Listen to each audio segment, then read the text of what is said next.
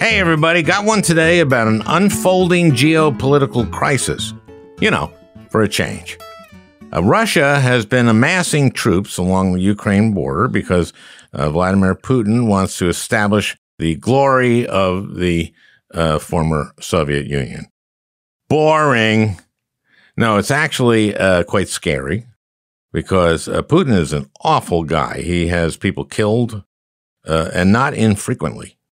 You remember that after George W. Bush met the first time with Putin, W said, I looked into his eyes and I saw his soul. I once asked Joe Biden, this when he was vice president, whether he had looked into Putin's eyes, and Joe said yes. And I asked, what did you see? And Biden said, his eyes. My guest today is Max Bergmann. This is Max's second time joining us. Max Bergmann, of course, Louis B. Mayer's right hand at MGM during its heyday in the 30s, 40s, and 50s. No, I got that wrong. Max is a senior fellow at the Center for American Progress, a nonpartisan, but let's face it, liberal think tank in D.C., where he focuses on Europe, Russia, and U.S. security. He served in the State Department during the Obama administration, and we, of course, discussed the tense and very dangerous situation in Ukraine. Now, we recorded this on Thursday, January 27th, and we're dropping this on Sunday the 30th. But I make the prediction during our conversation that Russia will not invade until after the Olympics. And I think I make a pretty strong case, but we'll see. We'll see. But I do want to talk about Justice Breyer's announcement this week and some of the awful stuff I've heard from the usual suspects. And as you'll remember, during the 2020 campaign, Joe Biden pledged to nominate a black woman for the Supreme Court. So as you might expect, the usual suspects were real dicks about it. Here's Tucker Carlson. I will appoint a black woman to the Supreme Court. That was Biden's promise. All right. But which black woman exactly? Biden didn't tell us. Biden didn't mention the Supreme Court nominee's legal qualifications or judicial philosophy or ability to perform one of the most important jobs in the country. He didn't even tell us she was a nice person. All he said was she's going to be black and she's going to be female, because to him, that's all that mattered. Now, do you think Tucker remembers when Ronald Reagan pledged during the 1980 campaign that he'd appoint a woman to the Supreme Court? Here's a recording of when he made that promise. A number of moderate Republican women may not vote for me because I'm the first major Republican presidential candidate to be against the Equal Rights Amendment. And so, to get some of these women's votes, I am committing to nominating the first woman to the Supreme Court.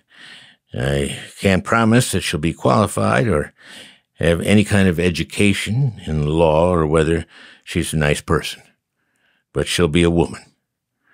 And that should be enough to keep you idiotic Connecticut housewives happy.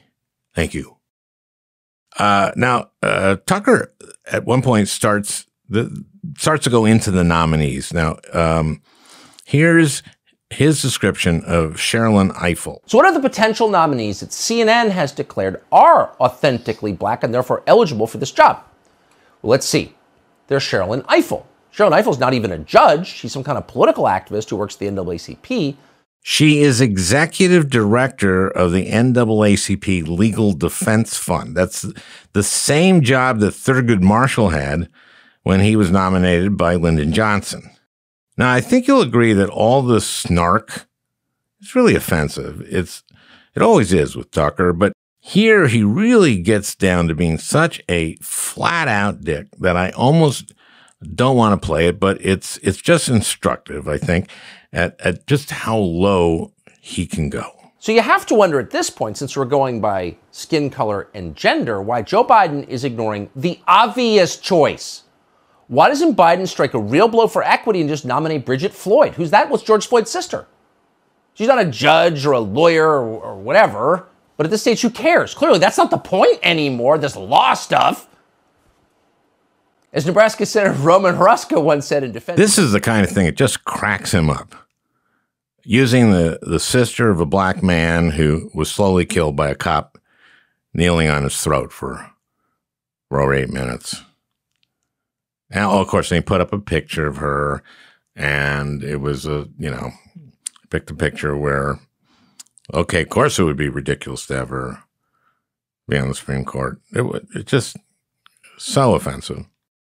I got in a little trouble when I was presiding in the Senate. Mitch McConnell was giving his final speech against Elena Kagan. This is the final speech of the Republicans, and it was awful. And at one point during this awful, awful speech, Mitch said, "No one has any doubt that Miss Kagan is bright and personable and easy to get along with. But the Supreme Court is not a social club. If getting along in polite society were enough reason to put someone on the Supreme Court, then we wouldn't need a confirmation process at all." Now, that's a direct quote. And I laughed at that because she was president of Harvard Law, Harvard Law School, and she'd been Solicitor General. So I started laughing at it, and I got on a laughing jag, and everything he said after that made me laugh, and he got very mad at me. Now, offensive stuff came from all different directions. Here's a great one from Susan Collins. As you know, I felt that the timetable for the last nominee was too compressed. This time, there is no need for any rush. We can take our time, have hearings, go through the process, which is a very important one. It is a lifetime appointment, after all. I thought the last one was too compressed. I wonder why. Oh, because Coney Barrett was sworn in 9 days before the election. 9 days before the election. And, of course, Merrick Garland, whom Barack Obama nominated after Scalia's death in February of 16. Oh, we can't take him up because it's an election year. Well, they rushed this. I think she was 27 days. Usually these things are like 60 days or something like that. They rushed her so she could at least be sworn in before the election, so it didn't look quite as bad, especially if Trump lost the election, which he did. So here's when she says, what's the rush? Here it is. We have 50. We have 50 senators, Democratic senators. My friend Bob Saget died a couple weeks ago. Just no warning, just died. People die. I hope this does not happen. But what if a Democratic senator from a state that has a Republican governor dies before we get a chance to do this? Then we only have 49, and then McConnell will block it. So that's why. And you know that, Susan Collins, don't you? Of course you do. All right. Well, let's talk about something fun, which of course is Putin maybe invading Ukraine. This is a really substantive and I think a fascinating discussion with Max Bergmann. So it really is a terrific one, for a change.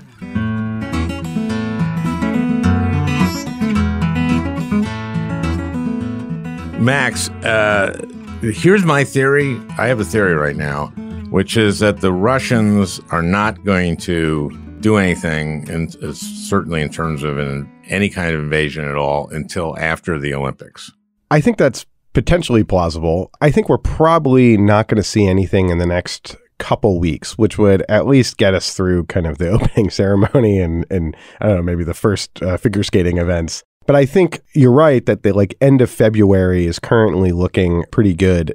Was an announcement yesterday that there's going to be talks between Russia and European countries and Ukraine and that's going to happen in a couple weeks. So I think if there was any invasion, it's likely happening at the latter end of February. So I think, it could happen imminently, but we're still looking for a few signs of military mobilization on some key supporting pieces to come into play, which we could be seeing, imminently. On their part.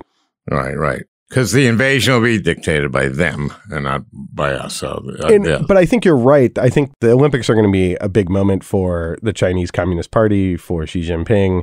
And if Russia does invade, it's going to be pretty isolated from Europe and will be looking toward China. So I don't think they'll want to kind of anger the Chinese. So I think you're right. At least at the beginning part of the Olympics, I think we're not going to see anything imminently. I don't think at all during the Olympics, because you have the whole world together, right? All the media from the world is in one place. Right. And every other country in the world is going to go, hey, don't do that. I mean, almost every other country in the world, right? Yeah. And if we go back to 2014 when Russia, occupied Crimea and invaded Ukraine, they hosted the Olympics in Sochi and they invaded right after the Olympics ended. Now, that was sort of dictated by the collapse of the Ukrainian government, but it was after the Olympics in which the Russians really pushed the Yanukovych regime to kind of crack down on the protesters that were occupying the square. So I think, Putin loves big global sporting events. They effectively bought the World Cup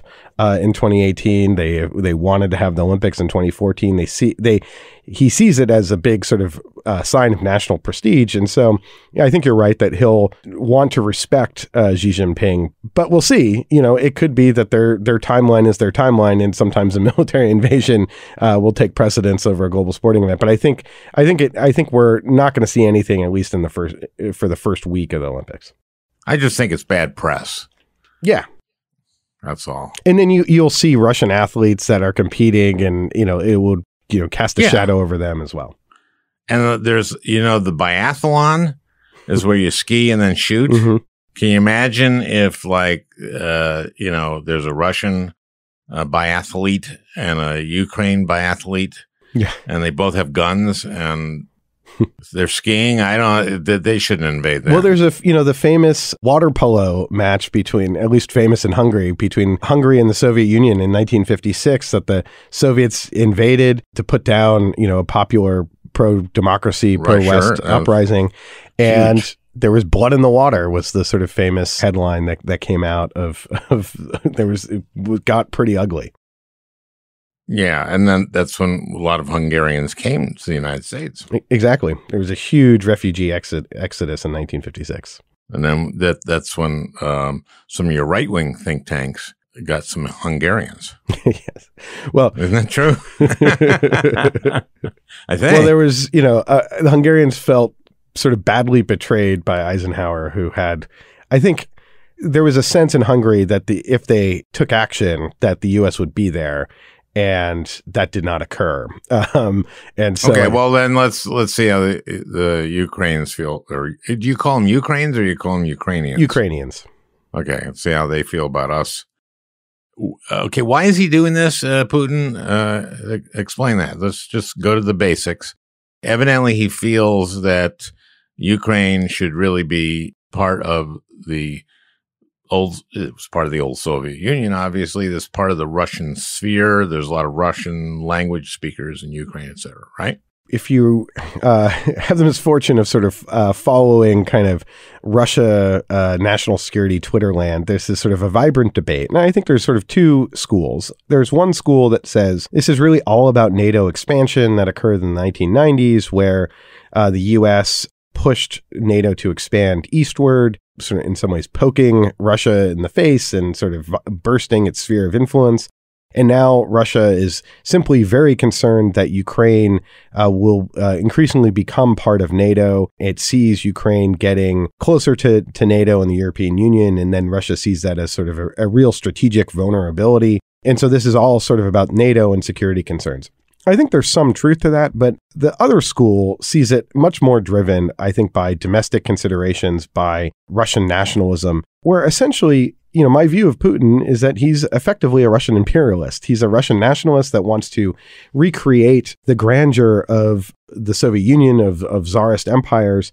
And, there's sort of a saying that, Russia without Ukraine is sort of a middling country, and is not an empire. And so I think he sees Ukraine as not just part of Russia's sphere, but effectively as the key to Russia being a great power. And that without that, it can't be a great power. And when you look at some of the things that Putin has said in the past, that one of the greatest geopolitical tragedies of the 20th century was the collapse of the Soviet Union. Mm-hmm. A lot of his tenure, the past 22 years, has been about trying to make the Russian state powerful again. He's an old KGB guy. It's a big motivation. And he sees the loss of Ukraine from the Soviet Union as a major mistake that happened in the 1990s. So I think this is largely driven by the fact that in the last 8 years, since Ukraine had a mass uprising in 2014, the Maidan Revolution, the Revolution of Dignity, as they call it, and Russia invaded, that the moment Russian started to kill Ukrainian soldiers, it really turned Ukraine against Russia. And that sort of pushed Ukraine more toward Europe and the West. And so my view of this is pretty simple. Putin is sort of desperate to keep hold of Ukraine, and Ukraine wants nothing to do with Russia. It wants to be associated with the West and with Europe and with NATO. And Putin just can't handle that. And the only way to sort of reverse that is through invasion. He's tried sort of corruption. He's tried assassinations. He's tried all sorts of other ways to destabilize Ukraine.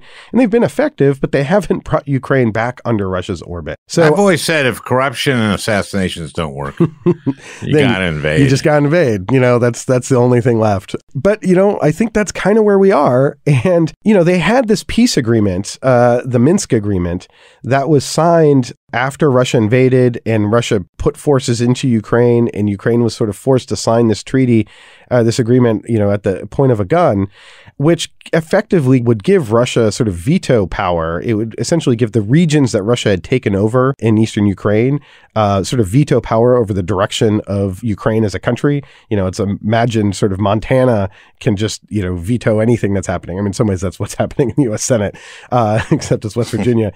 But Ukraine effectively didn't implement the peace agreement. So they signed it at the point of a gun, and then we're just like, well, we're not going to implement this. So part of this is that Russia doesn't really believe there is a diplomatic track because Ukraine has, I think rightfully refused to implement an agreement that it was being coerced to sign. So, that has sort of left Russia with this kind of military option. And what we've seen over the last year is Russia putting in place the pieces to conduct not what, there's a lot of theories about what Russia is planning, but it looks like an Iraq-style invasion force. Our invasion force of Iraq. Yes. Yeah. Like okay. when we invaded Iraq, but they won't be greeted with flowers and candy. I don't think so. I mean, like we were. Yeah. I mean, Baghdad initially, there was, we took down the statue of Saddam and people were quite happy. That's true. But then we fucked up by not actually governing the place and securing it and telling Saddam's army, get out of here. You're fired. We're not going to pay you, and take your guns with you. I think one thing that, we look back at Iraq as the whole thing being a fiasco, which it was, but, the Russians may look back at it and be like, well, the Americans invaded Iraq with, 135,000 troops, which is about what the Russians have surrounding Ukraine. They didn't really need that many forces. They did it very quickly. But man, was it stupid to just disband the Iraqi military and just say, yeah, go home. You're all unemployed. But yes, you can keep your guns. And wasn't that amazing? When you look back at the decision making and the kind of arrogance of the Bush administration and how it handled the aftermath. Was that Bremer? Yeah, it was Paul Bremer that signed this order. And Rumsfeld. Yeah, the Coalition Provisional Authority said, we're going to just de-Ba'athify. The army is done. Anybody here who knows how to run anything, you're fired. If you know how to create electricity and how those generators work, get out of here. And please don't create an insurgency. And you who purify the water, get out of here. We don't need you. So maybe, the Russians... Why do I have Paul Bremer talking like a movie guy in the 40s? Get out of here, I tell you. I could see it. This isn't helping us understand Ukraine. So let's put us in now. Let's switch over to your Joe Biden, your Tony Blinken, and you're thinking, oh boy, what do we do here? Because we can't put troops in there. We can't have our troops fighting Russian troops, because then that could escalate into a really, what's that called? A nuclear exchange and the end of civilization. So we can't do that. But we can support the Ukrainians with all kinds of things. And so can the rest of NATO, right? Right. But what are our options? Because it sounded like, obviously, in that press conference, President Biden screwed up a little bit by saying, if it's just a little bit of invasion, we won't do anything. So now he made that clear, I think, that what he was talking about is if they did a little cyber thing, we wouldn't do something, right? So what's our quandary? Where are we? What's going on diplomatically? What's Wendy Sherman, Tony Blinken? What are those guys dealing with? What are their parameters, and what are we trying to do here? And how can we miscalculate? Because we usually do. Yeah. So I think the first thing, I've seen a lot of people sort of saying, the U.S. is like hyping the threat, that we're sort of warmongering it. And this, sort of echoes of Iraq. And it's the exact opposite. That this administration, much to my chagrin to some degree, didn't want to focus on Russia. They want to focus on China. They had a summit with Putin back in June with an effort to create a, quote, stable and predictable relationship with Vladimir Putin and with Russia, which a lot of analysts like me were like, I don't really know if this is possible. But part of that was we got a lot going on in the rest of the world, and if we can just sort of put Russia in a box and focus elsewhere. So what happened is they start seeing Russia mobilizing forces, and they look at the intel and say, oh my God, this is real. And so you have an administration that doesn't want to focus this, talking about the threat because the threat is real. I think that's the first thing to sort of understand. But your point about the military options and what options are available, Ukraine, there is no military option for the U.S. to defend Ukraine. And it's not simply because Ukraine is not in NATO, and therefore we don't have this obligation to. It's because the Russian military is not ISIS. It's not Saddam Hussein's Iraqi military. This is, Russia is a near peer adversary. Yes, the U.S. military is bigger, but we're not there. Russia has immediate escalation dominance. And what I mean is, war. They're there. They're right there. Right. They have 100,000 troops there. We don't. So if we wanted to defend Ukraine, that would require, we would have to start moving the aircraft carriers. We'd start bringing in forces. That doesn't happen like that. The Russians have spent the past year building up their forces. The war in Iraq in 2003, it took a long time to build up our forces, in Kuwait and elsewhere. So what would happen is the Russians would immediately see that we're starting to move forces to Ukraine and would, I think, invade immediately. So that the military option just isn't one, and we don't want to get in a war with Russia. So that's not an option. But there's a lot of tools that we have at our disposal. Number one is the security assistance. And this is something that we have been doing since 2014. The Obama administration started really ramping up security assistance. It's one of the things that I worked on when I was there. And the U.S. now provides, I think, around $650 million to Ukraine per year, which makes it the third largest recipient in the world after Israel and Egypt. So we've been putting a lot of weapons and support to the Ukrainian military and really helping them rebuild. That doesn't mean they're prepared for a massive invasion. In some ways, they've been fighting kind of an insurgency in the eastern part of the country.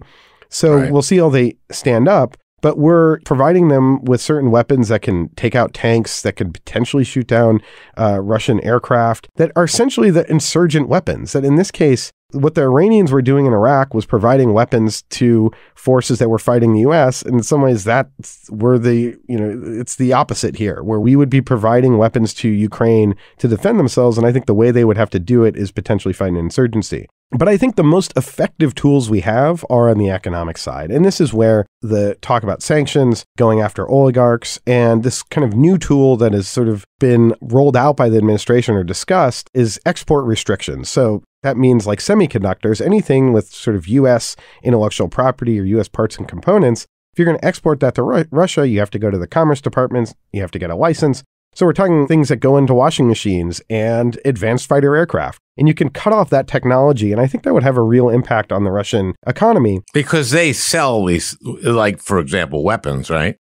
So they need these chips and stuff, and we can stop them from getting them? Yeah. I mean, it's like what's happening with used cars or buying a new car. There's a chip shortage, and how do we have car prices start going up. And this would hit, I think, the Russian consumer, it would hit Russian industry. And, we don't quite know the full effect of how effective this would be because we haven't done it on this scale. But what we've seen from the administration is a clear signaling to Russia. Every leaked story you see in the New York Times or Washington Post about U.S. considering this option, and then officials off the record describing it, is a deliberate effort to signal to Vladimir Putin that you may think this is going to be like 2014 again, where basically we did sanctions and then we kind of walked away. There was the Trump administration, which didn't implement sanctions, and sanctions lose their bite over time. And so Russia absorbed kind of an economic blow and then just kept motoring on. But this will be a lot more costly. And that's been what the administration has been signaling. But I think the key thing to understand is the feeling that we under-responded to Crimea and to, their incursion into eastern Ukraine. I think there's a feeling we didn't follow through. If you go back to 2014, there's a lot of things that the Obama administration left on the table. And part of that was because we had never sanctioned an economy as large as Russia. There was going to be huge negative economic impacts on the European Union, on potentially our recovery, our own economic recovery. So we didn't quite know. And I think if knowing what you know now, I think we would have probably pushed to make the sanctions even stronger. But the real thing was that when Obama left office in 2016, we had just discovered that the Russians had attacked our election, and he left office, and then Trump came in. And there was then no push by the Trump administration to do anything vis-a-vis Russia. Congress passed a really... Why? Well, never mind. There's a podcast for that. I think fundamentally that Donald Trump was compromised by Russia and had no interest in wanting to take strong action towards Vladimir Putin. Now, Congress tried to force his hand and passed a really strong sanctions bill in 2017. And what happened is the Trump administration basically didn't implement it. Like, they did just enough where they weren't like in violation of not implementing, a law that Congress has passed, but it was incredibly minimal amount of sanctions. So I think Putin is sort of hoping that something similar happens, right? That he'll invade, there'll be sanctions, but the West doesn't want to have any negative economic blowback on themselves. And this is particularly true with Europe, which is dependent on Russian gas. 40% of European gas comes from Russia. Yeah, tell me about that. Now, what happens if we do a full response and they cut off gas to Europe? Europe's going to have to scramble. And I think there's been this long-held view by Europeans that this is sort of a mutual dependence, right? Europe needs Russian gas, but Russia needs Europe's money and revenue. And I think that's true generally, but the key thing is that Russia isn't a company, right? They're not an energy company. They're a country that has geopolitical ambitions and operates in a way that puts geopolitics first. I think what will I think there's a real danger. Russia invades, U.S. and Europe do sanctions, and then Russia cuts off gas to Europe. There's a paper out today from a think tank, Bruegel in Europe, where I was reading through where they were looking at what Europe would do. And the options aren't great. They would scramble. They would try to ship more LNG to various European ports. But basically, they would have to do some rationing. They'd have to tell some, major industries, well, you have to stop producing something right now because there's not enough energy to go around. And they would have to tell their people, if it was cold, to turn the thermostats down, which is not a great thing. As if no European political leader will want that. And I think part of what Vladimir Putin is counting on. Jimmy Carter could tell him. Yes, yeah. Europe, there's what I can't do, Carter. I wish I could. Yeah, I mean, and what you're saying is also like companies that manufacture stuff need natural gas to power their factories. And so this would have an economic hit. And also in 2018, H.R. McMaster, who was Trump's national security advisor, on his last day in office, as he was leaving, he authorized some hard-hitting sanctions against this Russian oligarch, Oleg Deripaska, and his company Rusal, which is a big aluminum company. And it was like, yes, finally sanctions, but they weren't well thought out. They weren't coordinated.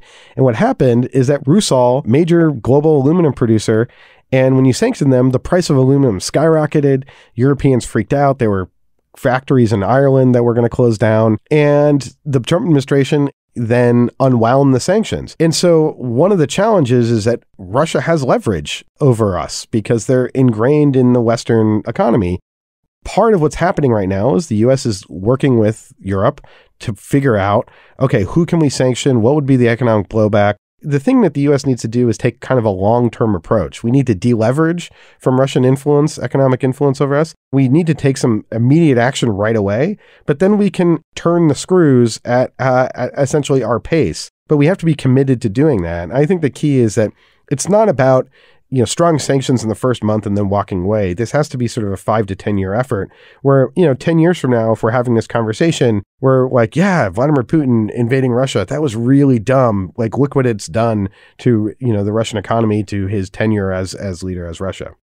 So the Russians have a spectrum of stuff they can do. And so do we. What we do is going to be a reaction to what they do, right? Right. Okay. So what are you looking at? I mean, what's the calculus here? What are their, this is complicated. What is Tony Blinken thinking? What is the president thinking? What is Wendy Sherman thinking? What are we thinking? And what are our allies thinking? What are we thinking? And what are our options considering whatever they do, depending on how serious what they do is? So I think what they're thinking is this is going to happen. And I think they're looking at the intel, and I think you saw the president's comments, that they think that Putin is sort of spun up and that invasion is imminent. And I think their approach is... But what kind... I mean, are there different kinds of invasions? I mean, that's a great question. There's a lot of speculation about what...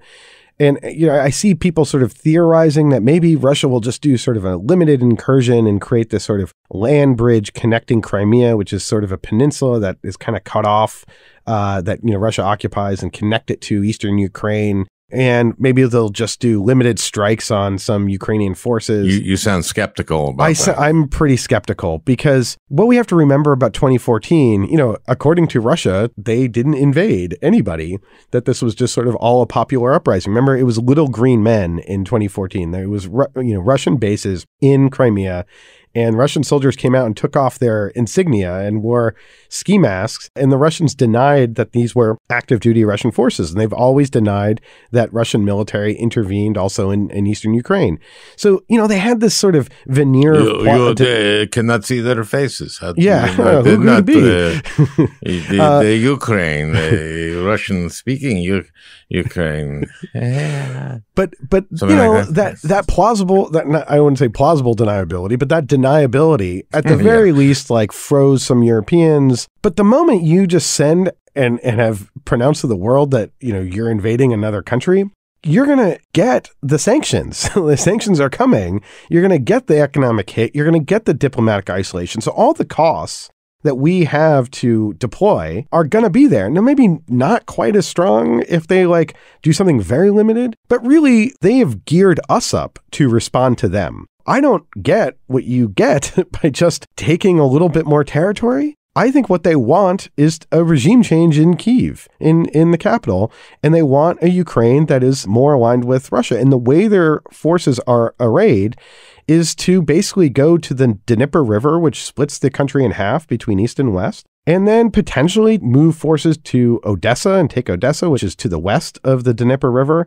And then they're currently doing quote unquote military exercises in Belarus. There's a big protest movement in Belarus in August of 2020 that was not successful, and that just pushed the government of Belarus, Lukashenko, closer to Putin. What that means for Ukraine's strategic outlook is that the Dnieper River is no longer kind of this moat, because Russian forces are doing exercises on the other side of it in Belarus, which means that they're only about a 2.5 hour drive down to Kyiv. So they could potentially surround the capital. And for me, if you put these forces there, I don't get what a limited incursion gets you. It gets you all the costs without the kind of real gain of having deposed the regime. And I think this looks like a regime change force. I've seen some speculation that no, the forces need to be a lot bigger. If we remember back to the Iraq War period, there's Eric Shinseki's out there, the general who was saying we need hundreds of thousands of troops. And he wasn't wrong if you're occupying. But I think the Russians may think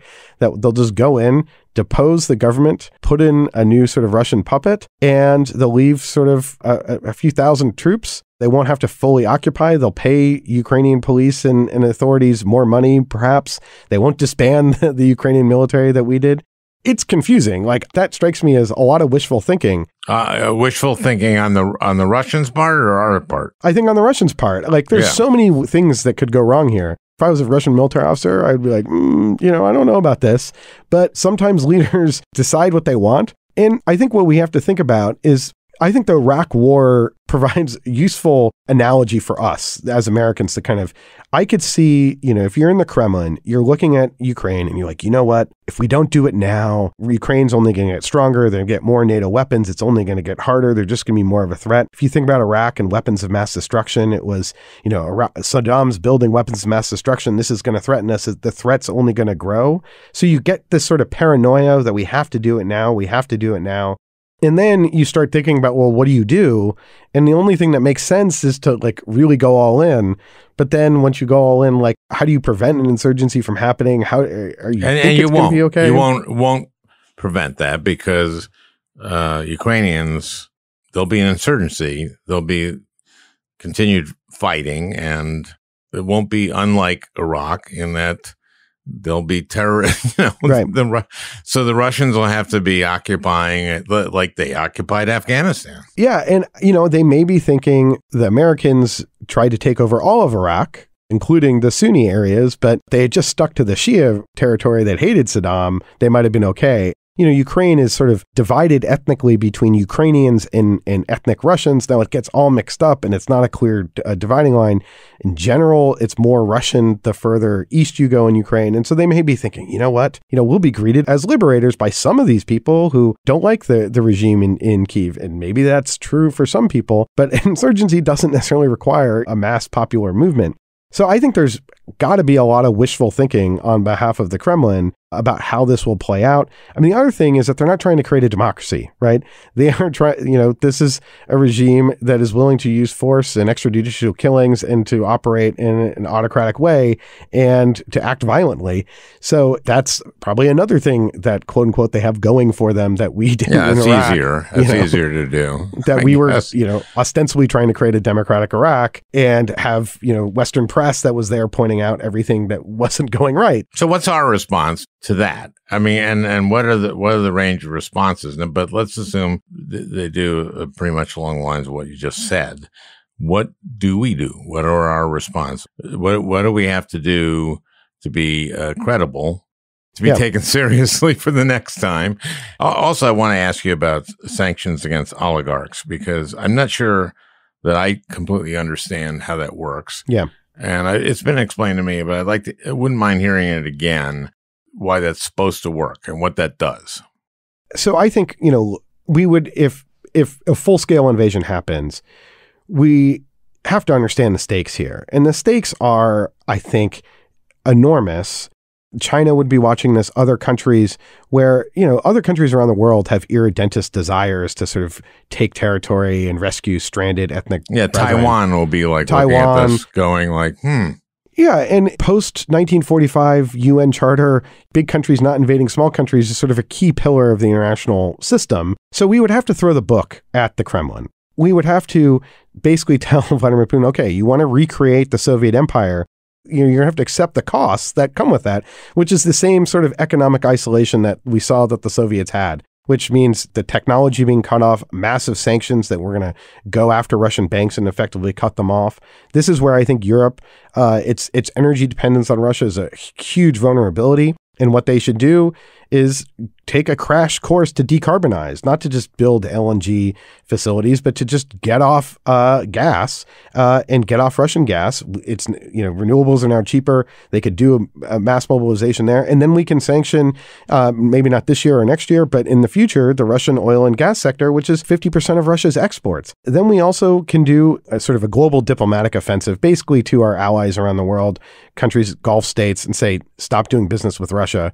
And I think the sanctioning of the oligarchs is particularly important, right? Russia is one of the most unequal societies in the world. The oligarchs got their money by effectively taking over the state-run companies and gas and oil sectors and in the 90s when everything was chaos. And then Vladimir Putin effectively made them key pillar of the Kremlin regime and under the thumb of the state. And he did that by imprisoning Mikhail Khodorkovsky and sort of threatening oligarchs. That basically all the oligarch wealth was sort of got through kind of shady, illicit ways. So they're all vulnerable to Russian laws, quote unquote laws, coming at them, law enforcement coming at them and potentially imprisoning them. So they have their wealth at the behest of the Russian state and therefore are tools of the Russian state. They have been told to go to places like London in the UK and buy soccer teams, buy Chelsea Football Club, buy newspapers, donate to the Conservative Party, put money in Trump properties. We've seen this sort of corruption of influence. And we see this just in New York. If you look at the wealth going in to a lot of the New York skyscrapers, a lot of it is corrupt money. A lot of it comes from Russia. Especially those new, what do they call those skyscrapers? The ridiculously they're like pencil ones. Skyscrapers or something, right? There's a name for them. I'll figure it out. We'll edit it in. It'll sound like I knew what they were. But those are ridiculous. I also wonder, who lives on the first floor or the second floor? I mean, is that really cheap rent on one of those? Well, maybe it's the FBI and CIA have some offices there to sort of monitor. I don't know. I just think it's me and my roommate live in the second floor and we get it for $150 a month. The roof deck's amazing. But and I don't see many people here. Yeah, it's empty. But so if you go after this wealth, it's all there, right? It's like here. It's in the US, it's in the UK, it's in Europe, it's in south of France. You are going after a Russian tool of influence, and you're making very powerful people very pissed off at Vladimir Putin for taking this crazy step to invade Ukraine. And that doesn't necessarily mean his regime will collapse, but what you're doing is going after a pillar of the regime. You're weakening it. You're weakening, I think, some of the internal support for Vladimir Putin, and you're depriving him of a tool of influence. And I think this is the critical part.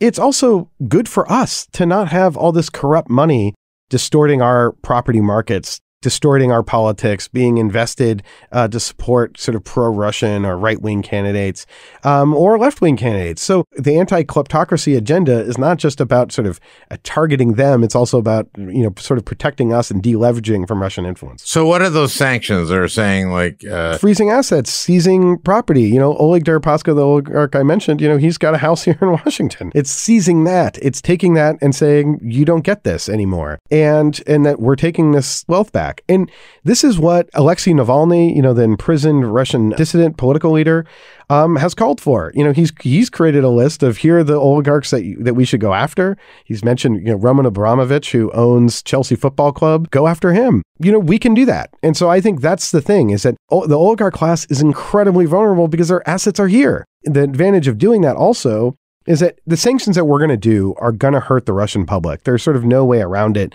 if Russia invades Ukraine, and that's sort of unfortunate. But going after oligarchs doesn't hurt the Russian public. In fact, I think they would cheer it. So I think it's sort of, in that sense, cost-free, where it doesn't have the kind of side effect of hurting the Russian people who frankly, probably aren't supporting invasion of Ukraine. And if they could have a free and fair election, probably wouldn't vote for Vladimir Putin. Are you sure about that? Or do they have some pride? are there Russians who are going like, damn it, I wish we were the Soviet Union again? Yeah, no, like, I mean, he has a clear base of support. I didn't mean to imply that there's no Russians that support him, but I think if there were a free and fair election, I think the opposite, and Alexei Navalny could run in a competitive way. I think it would be really interesting, and I don't think Vladimir Putin would necessarily win, but that's not the Russia that exists. So, and we can prevent these oligarchs from like traveling abroad. I mean, to our country visa and to bans, Europe. their children go to American universities. They, operate here. I mean, they've integrated into the West, but they are also levers of Russian influence. And so this is where we can use our tools of the state, of DHS, of Treasury Department to do sanctions, of law enforcement to investigate them. And I think it's about making that a overall priority. And I think that will have a real impact. I do also think that we're going to have to sanction the Russian economy in a pretty devastating way, and going after Russian banks in particular that are tied to the Western financial system. And that will have a devastating impact on Russia. Putin he spent the last 8 years sort of building up Russia's economic reserves, sort of its rainy day fund. And right now with gas and oil prices high, he's pretty flush with money. But when you start going after the Russian banks, those banks have to be bailed out. They're going to have to pull money for that. Wars are expensive. It's easy that the costs start adding up. Then you prevent Russia from having access to borrow money on the sovereign debt markets. And suddenly, I think over time, Putin would have to start making choices. Is he going to invest in his military or in the pensioners, which I think make up 40% of the Russian state? So he's going to have to make these choices between the economy and the military over time. Let me ask you about the Europeans, because they're the ones who won't get the gas, right? They're our NATO allies, but they have a huge stake in this. We're talking with them. Are they going to go for that? Are they going to go for getting their gas cut off? Right now, there's all sorts of conversations. And it's clear the Europeans are more economically exposed and therefore are going to be more reticent about certain things. And that's quite understandable. I think what has been impressive thus far is it looks like there's a good degree of allied unity. I think Germany has sort of been somewhat of the weak link, but then, pressure's put on them and then they go ahead. I think part of what's happening in Europe, though, is that there's a lot of skepticism that Russia will actually invade Ukraine. They think this is all sort of a feint for diplomacy, that Vladimir Putin is just sort of doing this to kind of get something out of the West for diplomatic talks. But, he's not that risky. He's not going to invade Ukraine. So I think there's a lot of skepticism. And so then when it becomes something that's hypothetical, a lot of Europeans are like, I don't really want to think in such a hawkish, hypothetical way. We're forcing them to do that. I think that's leading to a fairly unified place. But I could see U.S. and Europe taking joint action on some things. On others, we just take independent action. And then on others, maybe we'll say, okay, in 6 months, we're going to do this because we're going to wait and sort of try to unwind the leverage that Russia has over this economic sector. But I think this is going to be a fairly unified approach. And my guess is if Russia invades, that's going to shock Europe. So those that are skeptical that Russia won't invade will suddenly be like, oh my God. And I think there is sort of a physical presence dimension here, where 100,000 troops invading another country, for us, this is distant. But for Germany, Kyiv, I think Berlin is closer to Kyiv than it is to Paris. I could be wrong in that geography, but I think, that puts it in some context that this is happening right there. I think that will lead to a really strong European response. And I think a lot of strong European action. And they did it in 2014. We were really nervous that Europe wouldn't adopt sanctions. Angela Merkel eventually sort of came around and pressed for them. And I think we'll see something similar again. Well, we'll see if the new German leadership is kind of has that same bent as she does. Now, you're saying like, well, we got to convince Europe to go green, and we got to convince everybody to go green for the sake of the planet and all of our futures. But that takes time. So, how much LNG can we get them? I mean, how feasible is this? We have a lot of natural gas in this country, but I can't see us, making up for what the Russians send over. Russia, if they cut off the gas, would be imposing tremendous costs on Europe, and we would do everything we could to kind of scramble what we can over to Europe. But there's just the European energy system is dependent on the pipelines, And they don't have enough, I think, LNG terminals to sort of take in the gas. There's just sort of a physical infrastructure problem here. Sure. Now, that said, there are, like, if Russia were to cut off the gas, it would be the energy nuclear option. And that would, I think, be a total shock to European publics, which would then, I think, lead to this mass effort to, we cannot rely on Russian gas at all. We need to get, ourselves off of Russian gas. While it would be bad politically, I think, for European political leaders, it's also easy to scapegoat it. It's easy to say, Vladimir Putin is causing this. He is making you cold. We need to invest all this money in renewables to get off Russian gas. So I think it would lead to a mass be a turning effort, point, yeah. Yeah, to deleverage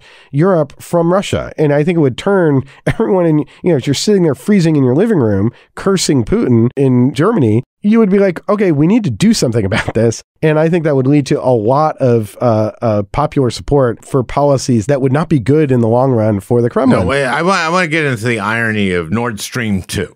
Yeah. Because Biden kind of, didn't we reverse ourselves a little bit? And there's a lot of opposition to Nord Stream. And what this is a pipeline that goes directly from Russia to Germany that sort of bypasses Ukraine. And, okay. One of the things, Angela Merkel is a very strong leader in many respects, but she could also kind of speak out of both sides of her mouth. On the one hand, there were strong economic sanctions vis-a-vis Russia. On the other hand, it was her government. Yes, it did have the SPD, which is the center-left party in Germany, as part of their coalition. But, she was chancellor and pushed and supported the Nord Stream 2 project, and then came to Washington and basically in her last visit as chancellor to Washington, pushed Biden and said, you can't sanction us. This is an economic project. Let's work out a deal. And I think because of her gravitas and Biden's respect for her, agreed to this sort of arrangement where we wouldn't sanction Nord Stream 2, but Germany would not go through with the project if it was clear that Russia was using gas as a geopolitical tool, which is exactly what they're doing, which they've done, in the period since. And so what Nord Stream is, it hasn't yet gone online. Right now it's waiting sort of German and European permitting. And, the permitting process can take a long time, but it's completed. And the thought for a long time is that what was happening was the Russians were withholding gas from Europe because they've held back a lot of the gas supplies as sort of leverage and told the Europeans, well, if you just approve Nord Stream, we'll let the gas flow. But right now there's no gas going through it. So in some ways, sanctioning Nord Stream doesn't end European gas dependence.